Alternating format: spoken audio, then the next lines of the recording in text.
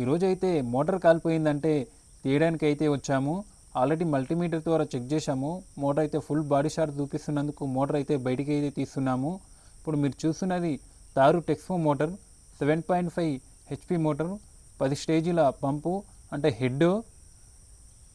ఈ మోటారు ఏ విధంగా కాలిపోయిందో కూడా చెప్తాను. మోటార్ అయితే పూర్తిగా బయటికైతే తీసేశాము. చూస్తున్నారు కదా, ఈ మోటార్ ఇప్పటికి మూడోసారి ఇది కాలిపోవడం. చూశారు కదా, నీళ్లు కూడా పైనే ఉన్నాయి. అంటే ఇప్పుడు వర్షాలు మా సైడ్ ఎక్కువగా పడడం వల్ల కనిపిస్తున్నాయి కదా నీళ్ళు అయితే మీకు ఒక 25 ఫీట్ల కింద అయితే ఉన్నాయి. చూస్తున్నారు కదా, ఇవైతే పైపులు. మోటార్ అయితే చేయించుకొచ్చారు. మోటార్ అయితే దింపుతున్నాము.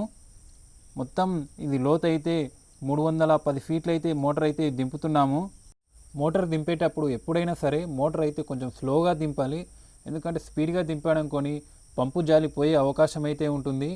ఈ పంపు జాలి లేకపోతే కొన్ని చోట్లలో అయితే ఎలా ఉంటుందంటే బోల్డర్ అయితే ఇసుక పోస్తూ ఉంటాయి కదా, ఈ జాలి లేకపోవడం వల్ల ఆ ఇసుక కొట్టడం వల్ల పంప్ అయితే తొందరగా పాడైతే అవుతుంది.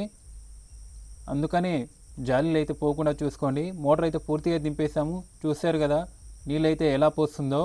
ఇప్పుడు మోటార్ మెయిన్గా ఎందుకు కాలిపోయిందంటే ఇందులో అయితే బల్ల అయితే ఇరుక్కుంది.